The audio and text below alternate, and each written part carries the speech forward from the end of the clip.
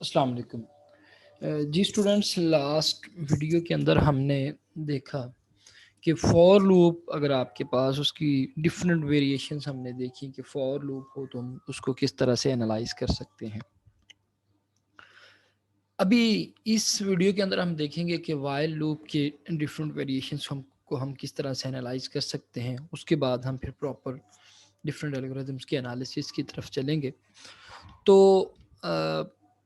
आप सब समझते हैं कि फॉर लूप को सेम फॉर लूप को आप वाइल लूप के फॉर्मेट में भी लिख सकते हैं। वाइल लूप क्या होता है? जिसके अंदर आप पहले कंडीशन चेक करते हैं, जैसे कि यहाँ पे इस डायग्राम में दिखाया गया, इस कोड में दिखाया गया है कि पहले आपके पास वाइल की कंडीशन है। जब तक वो कंडीशन ट्रू होगी तब तक ये आपकी स्टेटमेंट जो है वो एक्सिक्यूट होती रहेगी। इसके अगेंस्ट जो आपका डू वाइल लूप है, जिसको हम पोस्ट चेक कह सकते हैं, कि पहले आपकी स्टेटमेंट एक दफ़ा चल जाती है, एक दफ़ा स्टेटमेंट चलने के बाद फिर आपकी कंडीशन चेक होती है। अगर कंडीशन ट्रू होगी तो दोबारा अगली आइट्रेशन की तरफ लूप आपका मूव करेगा, वगरना आपका लूप टर्मिनेट कर जाएगा। तो इस वीडियो के अंदर हम देखेंगे कि अगर आपके पास वाइल लूप आ गया है तो आपने उसको किस तरह से एनालाइज करना है। सिंपली जैसे हम पहले लास्ट वीडियो के अंदर डिफरेंट हमने लूप्स को देखा, वो फॉर लूप थे। जैसे यहाँ पे दिखाया जा रहा है आपके पास, फॉर लूप से हम डायरेक्टली एक्सेस कर लेते हैं कि वो कितने टाइम वो लूप चल रहा है। जैसे हमने कहा कि ये वाली स्टेटमेंट आपकी 1 टाइम चलेगी, ये हम लास्ट लेक्चर्स के अंदर कर चुके। ये वाली स्टेटमेंट आपकी n+1 टाइम चलेगी और ये वाली स्टेटमेंट आपकी n टाइम चलेगी। फिर हमने कहा कि ये इस वैल्यू को और एन की वैल्यू को हम डिस्कार्ड कर सकते हैं, हम इस वाली वैल्यू को कंसीडर करेंगे। और हमने कहा जी कि n+1 टाइम ये आपका लूप चल रहा है। और फिर इसको जब हमने ऑर्डर ऑफ फॉर्म में लिखा तो हमने कहा ये लूप आपका ऑर्डर ऑफ n टाइम्स चल रहा है, जब हम फॉर लूप की बात कर रहे थे। अगर इसी लूप को हम वाइल लूप के फॉर्मेट में लिखे तो हम किस तरह से लिख सकते हैं और उसको फिर एनालाइज कैसे किया जा सकता है। ये सामने नीचे अगर आप देखें तो I is equal to zero, पहले आई असाइन ज़ीरो, आई को ज़ीरो साइन किया गया है। फिर कंडीशन है कि आपकी condition while i is lesser than the n. अब जब अगर एन ज़ीरो से बड़ा होगा तो डेफिनेटली आपकी स्टेटमेंट जो है ये इसकी बॉडी एग्जीक्यूट होगी। अगर एन की वैल्यू ज़ीरो है तो डेफिनेटली एन आपकी वाइल की बॉडी एग्जीक्यूट नहीं होगी। फिर आप स्टेटमेंट चला रहे हैं जो भी आपकी बेसिक ऑपरेशन है, और उसके बाद आप आई को इंक्रीमेंट कर लें। यूँ कह लें कि इसी फॉर लूप को हमने वाइल लूप के फॉर्मेट में लिखा है इस तरह से। अब आप इसको किस तरह से एनालाइज कर सकते हैं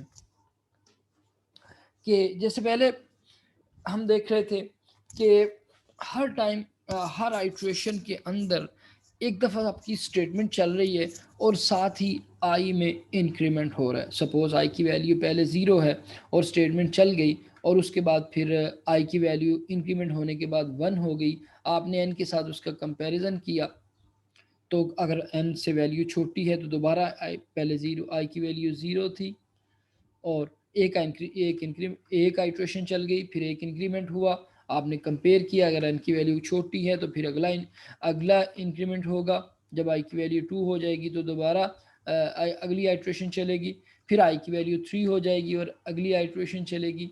जब आई की वैल्यू n हो जाएगी, ऐसे इंक्रीज होते होते इंक्रीमेंट करते करते आई की वैल्यू जब n हो जाएगी तब आपका लूप जो है वो टर्मिनेट कर जाएगा, क्योंकि कंडीशन आपकी क्या है, while i is lesser then n। जब आई इक्वल टू n हो जाएगा तो कंडीशन आपकी टर्मिनेट कर जाएगी। तो यहाँ पे ये वाली ऊपर वाली स्टेटमेंट अगर हम देखें तो ये एक टाइम चली है, 1 टाइम। ये वाली स्टेटमेंट जो है ये आपकी n+1 टाइम चल रही है, जैसे हमने ऊपर फॉर लूप के केस में देखा कि जब n की जब क्योंकि आई ज़ीरो से स्टार्ट हो रहा है, n तक जा रहा है, जब n की वैल्यू इक्वल होगी तब ये आपका लूप टर्मिनेट करेगा। इसी तरह से ये वाली स्टेटमेंट आपकी n टाइम चल रही है और ये वाली स्टेटमेंट भी आपकी n टाइम एग्जीक्यूट हो रही है। तो अगर इस वाले लूप की एल्गोरिदम की हम एनालिसिस करें तो हम कह सकते हैं कि जी आपकी ये वाली जो स्टेटमेंट है, बेसिक स्टेटमेंट n+1, ये आपका लूप वाली स्टेटमेंट चली, कंपैरिजन वाली, प्लस n टाइम आपकी बेसिक स्टेटमेंट एग्जीक्यूट हो रही है, और प्लस n टाइम आपका जो इंक्रीमेंट वाला लूप चल रहा है। तो यहाँ पे आप 3n+1 या 3n+2 आपका आ जाएगा। अगर आप ये वाली कंडीशन भी उसमें कंसिडर करते हैं तो 3n+2, तो फंक्शन जो होगा आपका वो 3n+2 होगा, कॉम्प्लेक्सिटी जो इसकी निकलेगी। और जब इसको हम ऑर्डर फॉर्मेट में लिखेंगे तो विच इज ऑर्डर ऑफ या थीटा ऑफ n या ऑर्डर ऑफ n। तो इस तरह से वाइल लूप, जब आप किसी फॉर लूप को वाइल लूप में मैप करते हैं तो उसी तरह से आप उसके एनालिसिस कर सकते हैं। जैसे हमने यहाँ पे देखा कि उसकी कॉम्प्लेक्सिटी जो जो जो उसका टाइम का फंक्शन निकल रहा है एफ ऑफ एन, वो आपका निकल रहा है 3n+2, और which is order of which belongs to the order of n। ठीक है जी। हम कुछ और वाइल के लूप देखते हैं। ये आपके पास सामने एक वाइल का लूप है जिसमें a की वैल्यू इनिशियली 1 है, while a is lesser than the b, तो आपने स्टेटमेंट एग्जीक्यूट करनी है, और इस लूप की बॉडी के अंदर ही आपने a को 2 से मल्टीप्लाई करना है। यानी कि हर दफ़ा जो a की वैल्यू होगी वो 2 से मल्टीप्लाई होगी। और ये स्टेटमेंट आपकी कब तक, ये लूप की बॉडी आपकी कब तक चलेगी, जब तक आपकी a की वैल्यू b के बराबर नहीं हो जाती या b से बड़ी वैल्यू नहीं हो जाती। तो अगर हम a की वैल्यू को यहाँ पे चेक करना चाहें तो इनिशियली आपका जो a है वो 1 है, तो b की कोई वैल्यू, सपोज b की वैल्यू आपने n ली हुई है, कोई भी एक इंटीजर वैल्यू, तो while a is lesser then n या लेसर देन b, तो इनिशियली अगर b है तो स्टेटमेंट एग्जीक्यूट होगी, प्लस a के साथ 2 मल्टीप्लाई हो जाएगा, तो a की वैल्यू क्या आ जाएगी 2। फिर आपका चेक होगी कंडीशन, जाके वाइल लूप की कंडीशन चेक होगी, और अगर n से छोटी है वैल्यू तो a में 2 के अंदर मल्टीप्लाई 2 हो जाएगा, मीन्स के 2 इंटू 2 हो जाएगा जब अगली आइट्रेशन के अंदर, विच इज इक्वल टू 2 की पावर 2। ठीक है जी। फिर अगली आइट्रेशन के अंदर आपके पास 2 की पावर 3 a की वैल्यू, सपोज ऐसे इंक्रीमेंट करते करते जब आपकी 2 की पावर k वैल्यू आई है, तब आपकी ये कंडीशन जो है वो फॉल्स हो गई है। फॉल्स होने से मुराद क्या, कि आपकी a की वैल्यू b के इक्वल आ गई है, या b से बड़ी वैल्यू आ गई है। तो हमने कहा जब 2 की पावर k, a की वैल्यू 2 की पावर k है, a is equal to 2 raised to the power k, which is greater than or equal to b। ठीक है जी। तो अब यहाँ पे हम अगर ये, अब 2 की पावर k कब हुई है वैल्यू, आफ्टर k आइट्रेशन, क्योंकि पहली आइट्रेशन में 1, दूसरी आइट्रेशन में 2, तीसरी आइट्रेशन में 2 की पावर 2, दूसरी आइट्रेशन में 2 की पावर 2, तीसरी आइट्रेशन में 2 की पावर 3, और आखिरी आइट्रेशन के आइट्रेशन में आपकी जो a की वैल्यू है वो 2 की पावर k। तो जितनी आइट्रेशन है उतनी दफ़ा आपकी ये वाली स्टेटमेंट एग्जीक्यूट हो रही है। तो अगर हमें पता चल जाए कि ये वाली स्टेटमेंट जो है वो आपकी कितनी दफ़ा एग्जीक्यूट हुई है, तो वो हमारी टाइम कम्प्लेक्सिटी होगी। तो हम इसका टाइम का फंक्शन बता सकते हैं कि इस लूप का टाइम का फंक्शन क्या है। तो यहाँ पे जब k आइट्रेशन हुई हैं तो a की वैल्यू क्या आ गई है 2 की power k greater than or equal to b। आप कंसिडर करें कि 2 की power k is equal to b।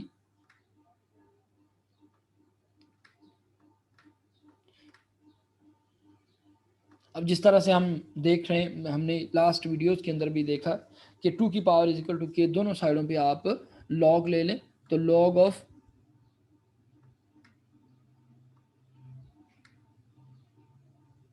Base 2 पे लॉग लेंगे आप, लॉग ऑफ 2 बेस 2 की power k is equal to log of b। ठीक है जी। अब आप k यहाँ पे आपके पास आ जाएगा k is equal to log of b base 2 पे।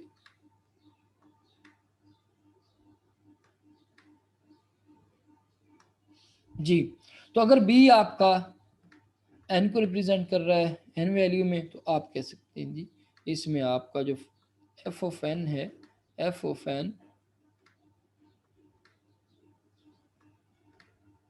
belongs to the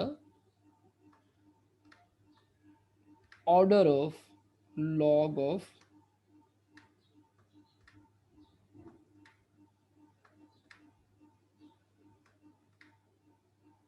n।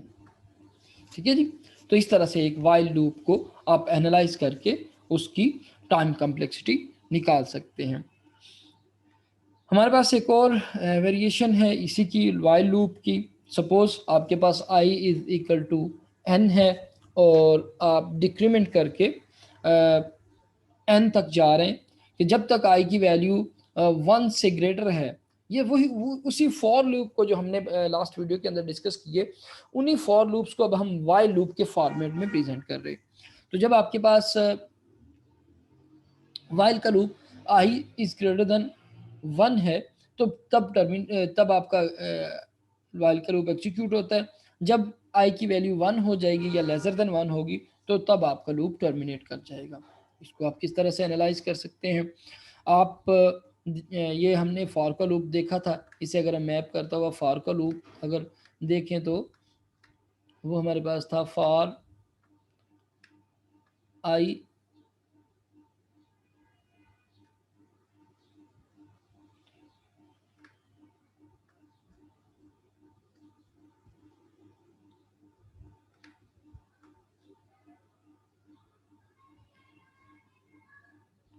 for I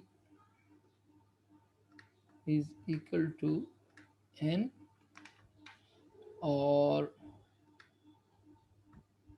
I is greater than 1 or I is equal to I by 2। ठीक है जी। तो इसको भी अगर आप इसके भी एनालिसिस हम करके देखें, तो फर्स्ट टाइम पे i की वैल्यू n है। ठीक है जी। उसके बाद ये वाली स्टेटमेंट एक दफ़ा चल गई और i की वैल्यू जो हो गई वो हाफ। नेक्स्ट टाइम i की आपके पास i की वैल्यू क्या आ जाएगी? n by 2। यहाँ पे ये i की वैल्यू हम रिप्रेजेंट कर रहे हैं। ठीक है जी। ये वाली i की वैल्यू पहले n, उसके बाद n by 2, next time n by 4 which is n by 2 की पावर 2, नेक्स्ट टाइम आपके पास n by 8 which is n by 2 की पावर 3। ठीक है जी। तो आफ्टर k आइट्रेशंस आपके पास n की वैल्यू क्या, i की वैल्यू क्या आ गई? n by 2 raise to the power k। Suppose n by 2 raise to the power, ये वो टर्मिनेशन पॉइंट है जहाँ पे i की वैल्यू 1 हो गई या 1 से लेजर हो गई है। तो आपने कहा कि k आइट्रेशन के बाद आपका लूप टर्मिनेट कर गया है। तो अब अगर हमें k की वैल्यू पता चल जाए, तो k की वैल्यू वही होगी जितनी दफ़ा आपकी ये वाली स्टेटमेंट चलेगी, and that would be the function of time complexity. अगर हम यहाँ पे देखें तो सपोज लूप टर्मिनेट कब कर रहा है? जब n by 2 raise to the power k is greater than sorry lesser than or equal to 1, तब आपका लूप टर्मिनेट कर जाएगा। लेसर देन और इक्वल टू 1, तब आपका लूप टर्मिनेट कर जाएगा और उस वक्त तक लूप आपका के आइट्रेशन चल चुका होगा। अब अगर हमें के की वैल्यू पता चल जाए तो हम उसकी कॉम्प्लेक्सिटी निकाल सकते हैं। तो n suppose n by 2 raise to the power k is equal to 1। ठीक है जी। तो n is equal to 2 raise to the power k, दोनों साइडों पे अगर आप लॉग लेते हैं तो k इज इक्वल टू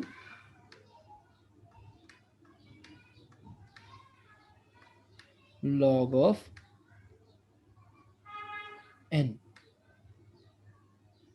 ठीक है जी। तो इस तरह से आप इसकी कॉम्प्लेक्सिटी भी निकाल सकते हैं वाइल लूप की। तो अगर हम इसको फंक्शन देखें f ऑफ n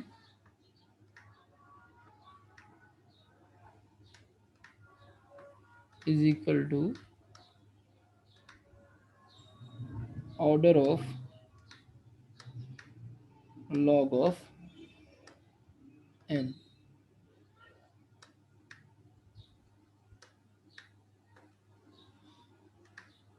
ठीक है जी। इस तरह से हम इस वाले वाइल लूप की भी टाइम कॉम्प्लेक्सिटी कंप्यूट, बेसिकली ये वही फॉर लूप्स हैं जिनको हमने वाइल लूप के फॉर्मेट में लिखा और फिर हम उसका एनालिसिस कर रहे हैं। यहाँ पे हमारे पास एक थोड़ा सा डिफरेंट सिनारियो है, इसको एनालाइज करना थोड़ा चैलेंजिंग होगा कि किस तरह से हम इसको एनालाइज कर सकते हैं। सपोज आई की वैल्यू आई असाइन 1, के असाइन 1, इनिशियली आई और के दोनों की वैल्यूज 1 1 हैं। वाइल के इज लेसर देन n, जब तक के n से छोटा है यानी कि आपकी कंडीशन ट्रू है तो ये वाली लूप की बॉडी एग्जीक्यूट होगी। जब ये वाली कंडीशन फॉल्स हो जाएगी तो लूप की बॉडी एग्जीक्यूट नहीं होगी। तो यहाँ पे ये वाली स्टेटमेंट आपकी चल रही है और हर टाइम के जो है पहले वाली जो के की वैल्यू थी उसमें के प्लस आई हो रहा है। ये आई है बेसिकली, यहाँ पे हमें कैपिटल आई में शो हो गया। तो आई प्लस प्लस और आई इंक्रीमेंट होता जा रहा है। इसको अगर हम एनालाइज करके देखें तो इनिशियली हम ट्रेस करके देख लेते हैं कि के की वैल्यू किस तरह से चेंज हो रही है और आई की वैल्यू किस तरह से चेंज हो रही है।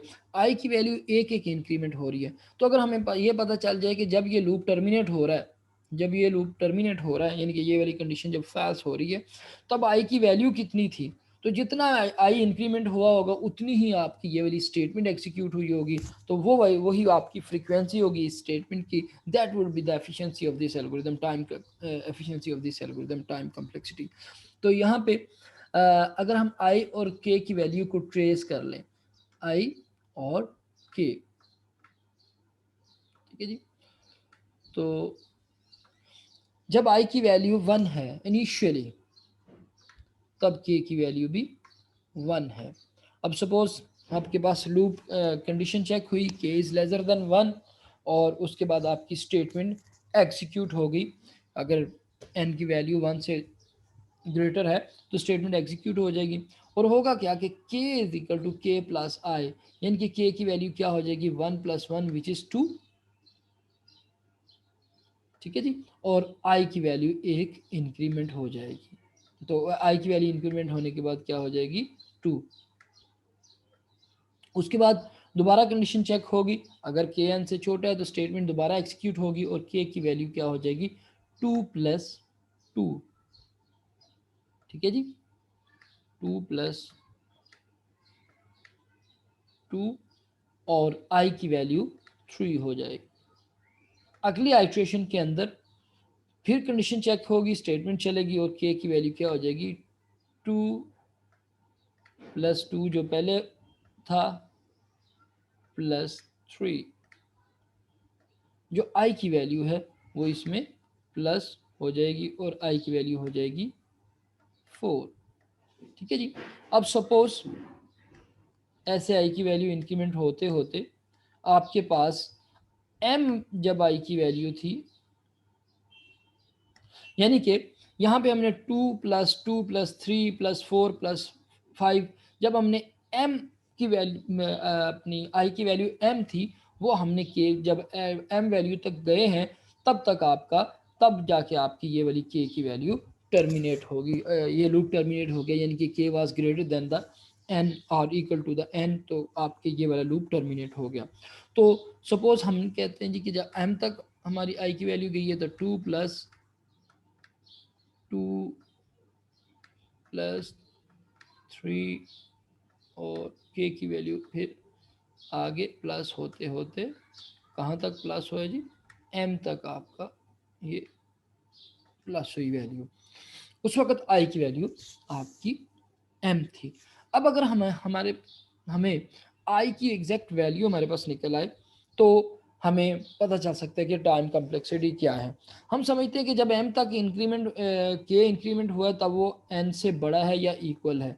तो इसको के लिए हम एक फार्मूला पढ़ चुके हैं कि m, सपोज ये 2 की बजाय यहाँ पे 1 है, एक का फर्क पड़ेगा, हम कंसिडर कर सकते हैं कि 1 है, m इंटू, तो इसका फार्मूला के तहत m into m plus 1 by 2, ये हम समीशन का फार्मूला पढ़ चुके हैं पहले।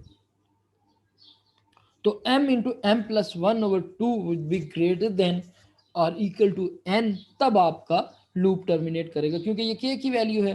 तो हमने कहा जी k इज ग्रेटर देन और इक्वल टू n है, तब आपका ये वाला लूप जो है वो टर्मिनेट हुआ है। जब लूप टर्मिनेट होगा तो i की वैल्यू इंक्रीमेंट होना बंद हो जाएगी। अब जो i की वैल्यू है वो उतनी ही टाइम आपकी ये वाली स्टेटमेंट चली है। अगर हमें i की वैल्यू मालूम हो जाए तो हमें इसकी टाइम कम्प्लेक्सिटी पता चल जाएगी। तो k इज ग्रेटर देन और इक्वल टू n, k की जगह अगर हम उसकी वैल्यू पुट कर दें m into m plus 1 by 2 is greater than और इक्वल टू n। ठीक है जी। अब यहाँ पे हमने समीशन के फार्मूलाज को डिस्कस करते हुए भी देखा था कि इसको हम 1/2 m स्क्वायर ले सकते हैं, या रफली हम 1/2 को अगर कांस्टेंट कंसिडर करते हैं तो हम इसको m स्क्वायर ले सकते हैं। ठीक है जी, m square is greater than और इक्वल टू n। ठीक है जी। अब अगर हम इसको इक्वल लें m square is equal to n, ठीक है जी, दोनों तरफ आप अंडर रूट ले लें तो m is equal to n under root. ये एग्जैक्टली n अंडर रूट नहीं है, हमने यहाँ पे 1/2 m स्क्वायर था तो हमने 1/2 को डिस्कार्ड किया कांस्टेंट के लेके। ठीक है जी। तो m की वैल्यू आपकी क्या आ गई, अंडर रूट n। और m क्या है, m is the value of i जब ये लूप टर्मिनेट किया था। तो हमें i की वो वाली वैल्यू मालूम होगी जब आपका लूप टर्मिनेट हुआ था। तो जो वैल्यू i की इस वक्त थी उतनी दफ़ा आपकी ये वाली बेसिक स्टेटमेंट चल चुकी थी। तो इस लूप की अगर हम टाइम कम्प्लेक्सिटी बताएं तो हम कह सकते हैं f of n is equal to f of n is equal to order of under root n। ठीक है जी। तो इस तरह से हम वाइल लूप को की सारी आई और के की सारी वैल्यू को ट्रेस करके एनालाइज कर सकते हैं। Thank you so much.